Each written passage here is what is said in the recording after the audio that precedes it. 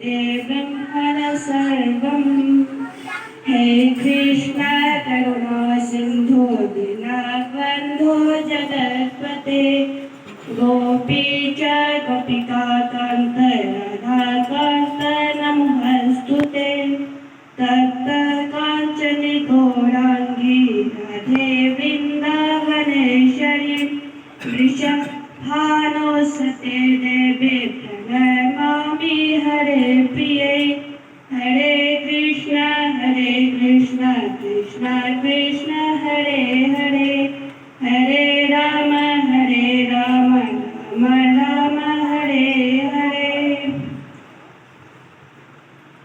सबसे पहले मैं अपने गुरुजी नित्य लीला प्रविष्ट ओम विष्णुपाद 108 श्री श्रीला भक्ति वल्लभ तीर्थ गोस्वामी गुरु महाराज जी के रातल से चरणों में प्रणाम करते हुए उनसे अहैतिक कृपा भिक्षा प्रार्थना करती हूँ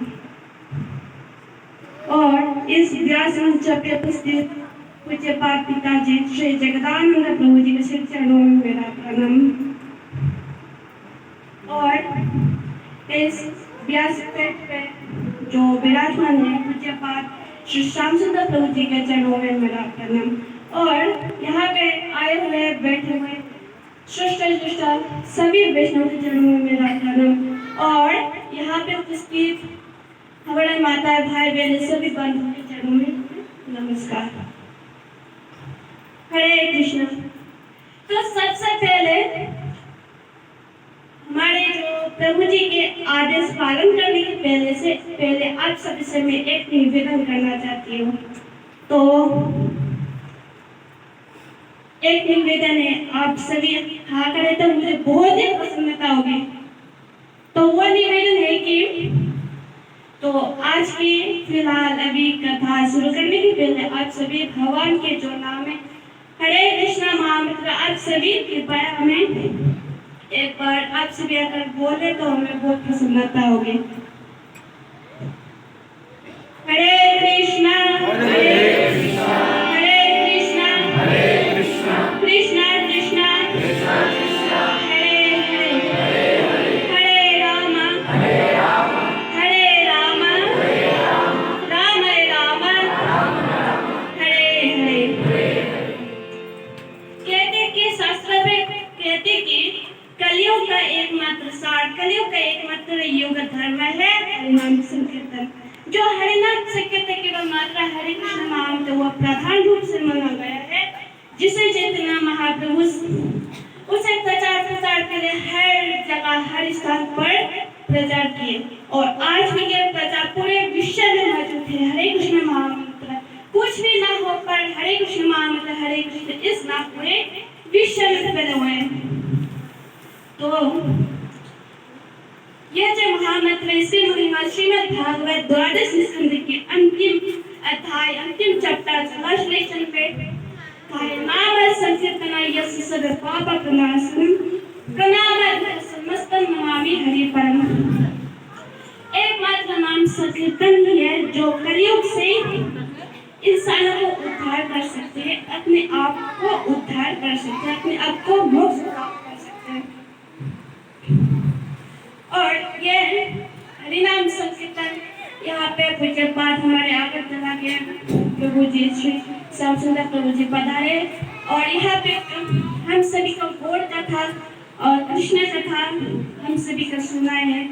कहते कि जो गौड़ कथा है कृष्ण कथा है श्रीमद् भागवत की कथा है वो साधारण कथा नहीं है, बहुत महान कथा है जो हर किसी के लिए प्राप्त करना संभव नहीं होता है।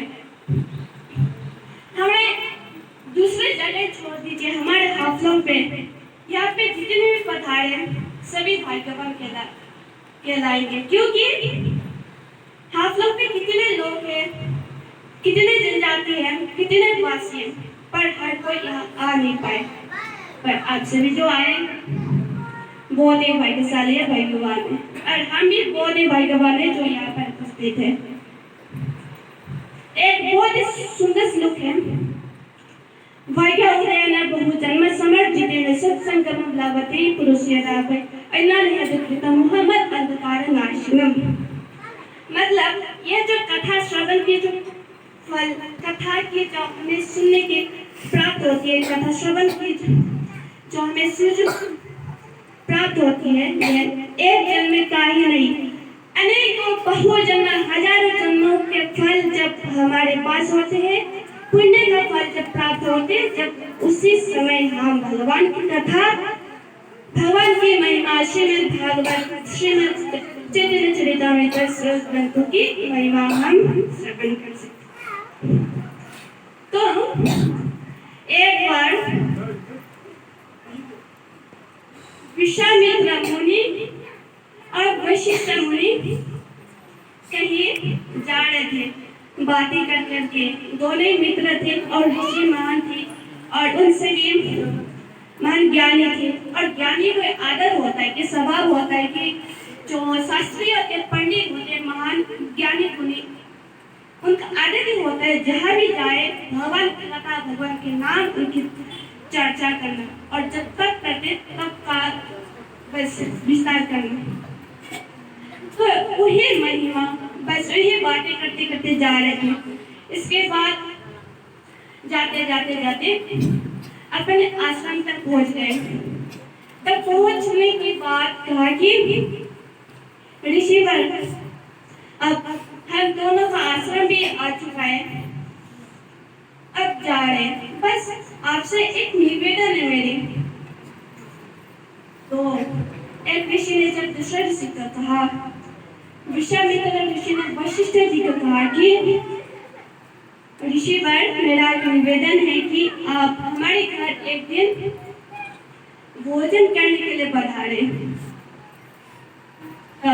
वशिष्ठ जी कहते कि अच्छा ठीक है, चलिए जरूर पधारेंगे, पर आप दिन तक बता दीजिए कौन सा दिन, कौन से बार कब आएंगे, नहीं तो वैसे आ जाएंगे तो अब अगर आप दूसरे काम पे बिजी होंगे तो हम आपको डिस्टर्ब लेना होगा। बस आप एक बार बता दीजिए कौन से दिन कौन सी तिथि आए, आपके लिए सुविधाजनक हो। तब कहा कि विश्वामित्र जी ने ना दिन तिथि सब दिन बता दिया, उस दिन आइए हमारे घर, हमारे आश्रम पर भोजन पानी कीजिए। इसके बाद उसी दिन के मुताबिक वशिष्ठ मुनि विश्वामित्र मुनि के आश्रम गए। आश्रम पे जाकर जब पहुंच गए आश्रम पे, तब विश्वामित्र ऋषि को आदर सत्कार किए, सम्मान किए। उसके बाद उनकी सेवा किए, भोजन कराए, बहुत ही सुंदर सुंदर पकवान बनाए थे। बस उनके मन प्रसन्न कर उनकी सेवा पूजा की। और इसके बाद हमारे धर्म, हमारे सनातन धर्म, सनातन परंपरा पे एक नियम है कि अतिथि को भोजन कराने के बाद एक भोजन दक्षिणा देना चाहिए, और खास करके ऋषि मुनि वैष्णवों को देना चाहिए भोजन कराने के बाद। कहते कि भोजन कराने के बाद अगर भोजन दक्षिणा ना दिया जाए तो भोजन अतिथि का जो फल प्राप्त होता है वो संपूर्ण फल वो प्राप्त नहीं होता है। इसलिए भोजन के बाद भोजन दक्षिणा देना अति आवश्यक है। अब वशिष्ठ जी को विश्वामित्र जी ने भोजन दक्षिणा के स्वरूप में कहा कि ऋषिवर, हम तो आश्रम वासी हैं, पर हमारे पास तो कुछ नहीं है, तप अर्चन पूजा तप के फल के बिना हमारे पास कुछ नहीं है, तो आपको मैं 10,000 वर्ष की तपस्या का फल प्रदान करता हूँ। जब कहा कि 10,000 वर्ष का तप फल प्रदान किया, तब वशिष्ठ जी उसे ग्रहण किए और कहा कि ठीक है ऋषिवर, आपके यहाँ मैंने अतिथि का जो सम्मान है वो मैंने स्वीकार किया, तो हमारे आश्रम में भी आपको पधारना पड़ेगा। तो विश्वामित्र ऋषि ने कहा कि ठीक है, चलिए जरूर पधारेंगे, आप भी दिन बता दीजिए कौन सा, वो कब आएंगे हम और कब। तब वशिष्ठ जी कहते कि ऋषिवर, आप इतने दिन इतने तारीख को आ जाइए हमारे यहाँ भोजन पानी कीजिए। तब उसी दिन के मुताबिक ऋषिवर विश्वामित्र ऋषि वशिष्ठ के घर पधारे। वशिष्ठ के जब उन्हें आश्रम पे पधारने के बाद उनके स्वागत किया, सत्कार किया, सेवा किया। उनके आश्रम में भी बहुत ही सुंदर पकवान बने, उनके भोजन कराए। भोजन कराने के बाद अब भोजन दक्षिणा पहले तो विश्वामित्र जी ने दिया था 10,000 वर्ष की जो तप का फल दिया था। पर यहाँ पर वशिष्ठ जी ने क्या किया, सिर्फ और सिर्फ एक क्षण साधु संघ का फल ही प्रदान किया। एक क्षण साधु संघ का फल। ये बात सुनते ही विश्वामित्र ऋषि चक गए, हे भगवान, इसने क्या कर दिया? मैंने तो 10,000 वर्ष का तप का फल उसे प्रदान किया था, इतना ज्यादा, पर इन्होंने तो मुझे सिर्फ एक क्षण, एक सेकंड से भी जो कम है वो ये एक क्षण। तो उस समय तो साधु संत का फल इतना कम क्यों? बाद में सोचा चलो अगर कोई ऋषि ने अगर हमें दिया तो इसका कुछ मतलब कुछ अर्थ होगा ही जरूर। तब करके चलिए ऋषिवर ठीक है। तब उसी मन में डाउट लेकर चले गए, आश्रम से निकलने के बाद कहा कि अब घूमते ब्रह्मा जी के पास जा पहुंचे। ब्रह्मा जी के पास जब जा पहुंचे तब ब्रह्मा जी विश्वामित्र ऋषि को देखकर कहा कि आइए ऋषिवर पधारिए, आपको ब्रह्मलोक पे स्वागत है। इतने दिन बाद ब्रह्मलोक पे आप जब पधारे तो आपको बहुत बहुत स्वागत करते हैं।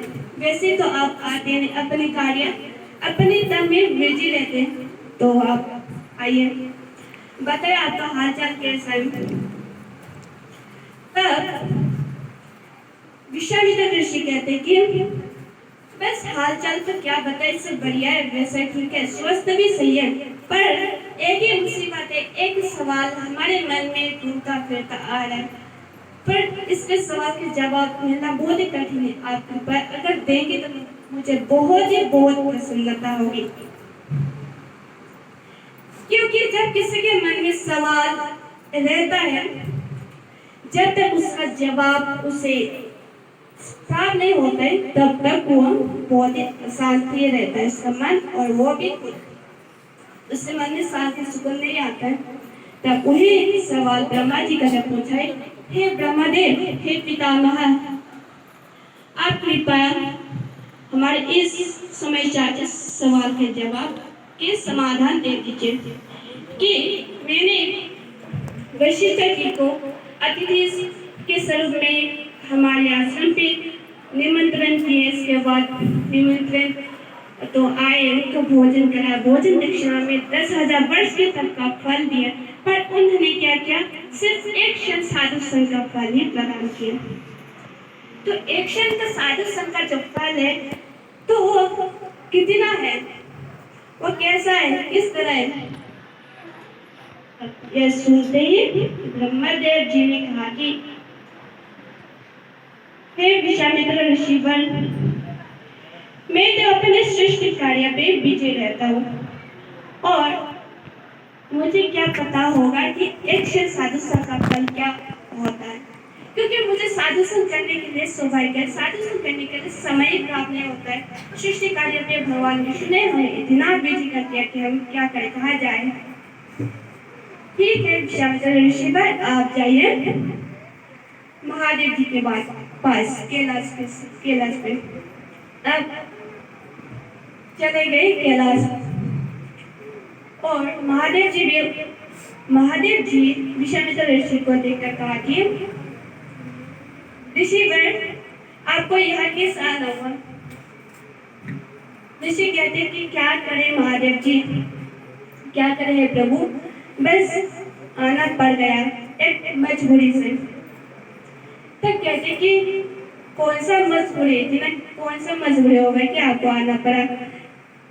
तब कहते कि एक मजबूरी है, एक सवाल है, बस वही सवाल दोहराते गए। कौन सा सवाल? वो हमने विशिष्ट जी को 10,000 वर्ष तक का फल प्रदान किए, पर उन्होंने एक क्षण साधु का फल हमें प्रदान किया।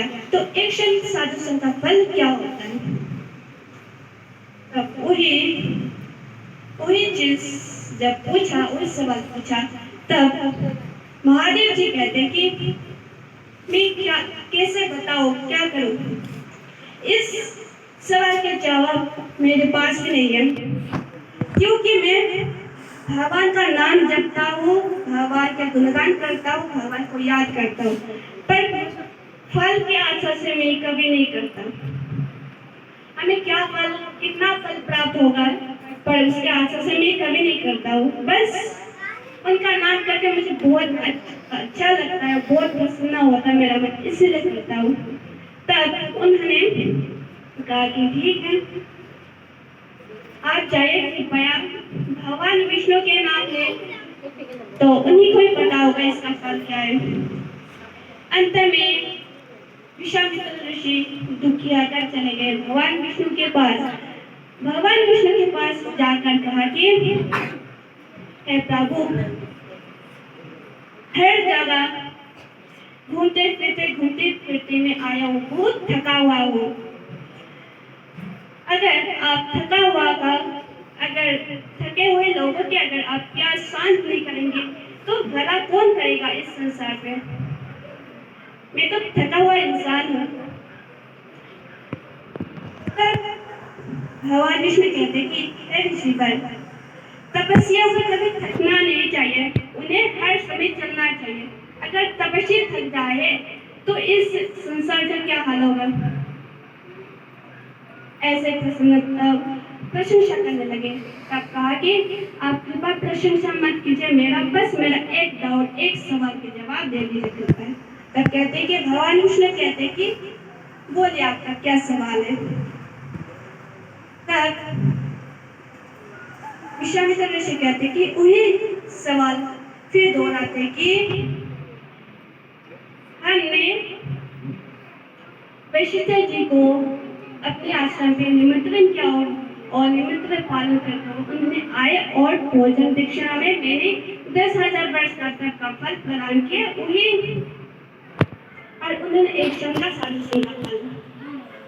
वही सुनते भगवान विष्णु कहते कि हे भगवान, आपने ये कौन सा सवाल पूछ दिया? फिर मैं इस सवाल के जवाब कैसे दे सकता हूँ, क्योंकि मेरे इस सवाल के जवाब मेरे पास भी नहीं है, क्योंकि मैं पालन कार्य में हर समय बिजी रहता हूँ। कौन किसका को खा लिया, कौन किसका क्या चीज, कौन सा चीज चाहिए, बस उसी कार्य में बिजी रहता हूँ। तो आपके सवाल के जवाब मेरे पास भी होगा नहीं। तो आप कृपया अनंत जी के पास जाइए, तो उन्हीं को पता होगा। अंत में बस निराश होकर अनंतनाथ के पास गए, अनंत देव भगवान तो गए। वही सवाल भी दोहराते हैं, प्रभु मेरे सवाल को आप कृपया शांत कीजिए, अंत में आपके पास ही आया हूँ। सबके पास मैं चला गया था सवाल मिलने के लिए, पर मैंने सोचा था कि इनके एक ना एक किसी के पास हमें सवालों के जवाब प्राप्त होगी, पर हमने देखा कि किसी के पास ये सवाल का जवाब नहीं है। तो अंत में आपके पास आया हूँ, तो आप मेरे इस सवाल का जवाब दे दीजिए। तब अनंत जी कहते कि अनंत देव जी कहते कि क्या सवाल है, बताइए ऋषिवर। तब विश्वामित्र ऋषिवर कहते कि ठीक है, हमारा सवाल ये है कि निमंत्रण किया था मैंने ऋषिवर वशिष्ठ जी को, उनको मैंने 10,000 वर्ष तक का फल प्रदान किए और उन्होंने 107 का फल प्रदान किया हमें। तो 107 का फल क्या होता है? तब इस सवाल सुनते ही अनंत देव जी ने कहा कि ठीक है, आपके सवाल के जवाब में जरूर दूंगा, मेरे पास जरूर है। पर इससे पहले मेरे सर के ऊपर जो पृथ्वी है ना, मेरे सर के ऊपर जब पृथ्वी है कृपया उस पृथ्वी को थोड़ा सा आप भी उठाइए, क्योंकि इस पृथ्वी के भार में ग्रहण करते करते करते थक गया हो, अब उठा नहीं पा रहा, तो कृपया आप इसे उठाइए। तब कहते कि ठीक है प्रभु, आप दे दीजिए।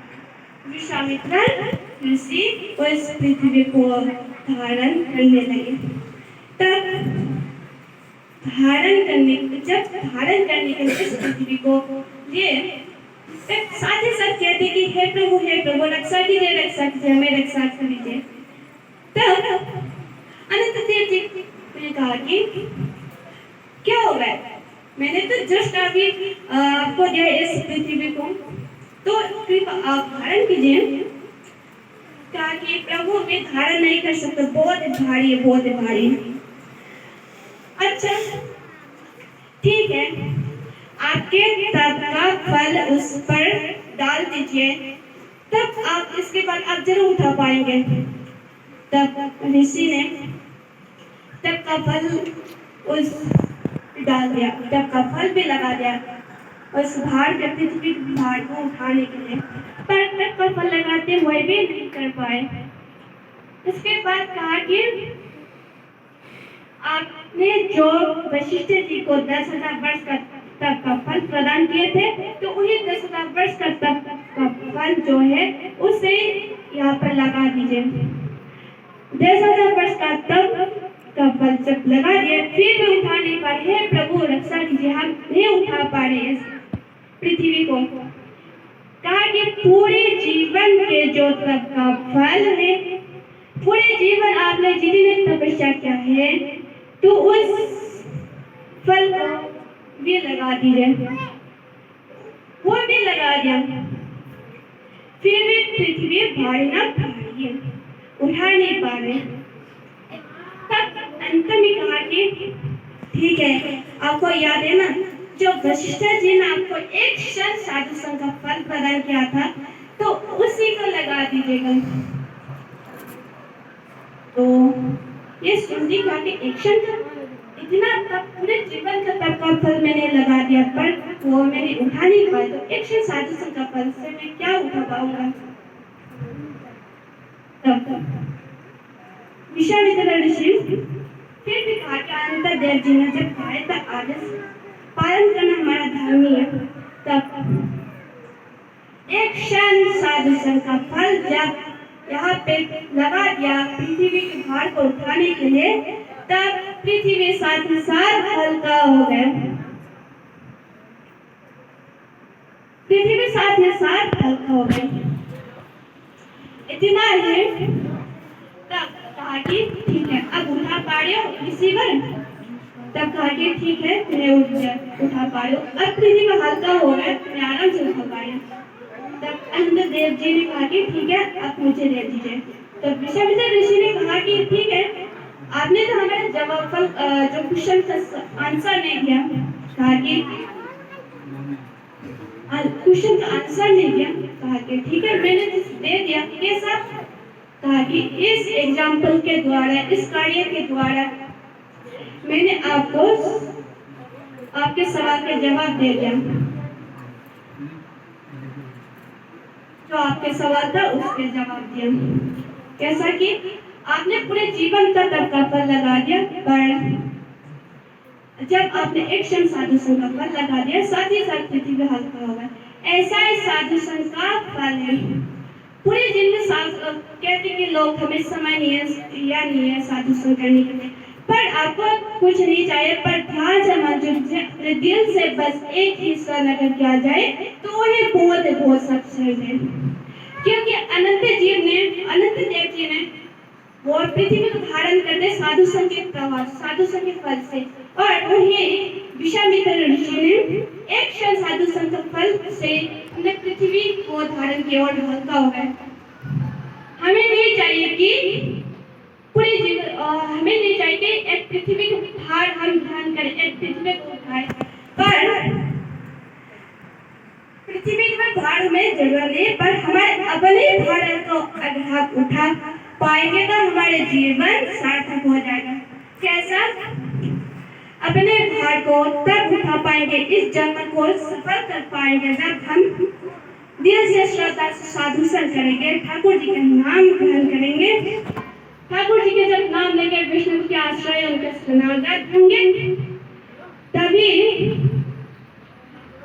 अपने जन्म तभी अपने भार तभी अपने जीवन को सार्थक कर पाएंगे, अपने जीवन को सक्सेस कर पाएंगे, सक्सेसफुल बहुत सुंदर कर पाएंगे। वही हरिनाम, वही साधु संत के फल है, वही सदगुरुदेव साधु संत उन्हीं के सब फल है। तो आज की कथा यहाँ पर विराम देते पूज्य पाठ पिता श्री जगदानंद प्रभु जी को और उनके आदेश दिया था कि बस 20 मिनट के समय दिया था कि उसके अंदर का समाप्त कीजिएगा बस।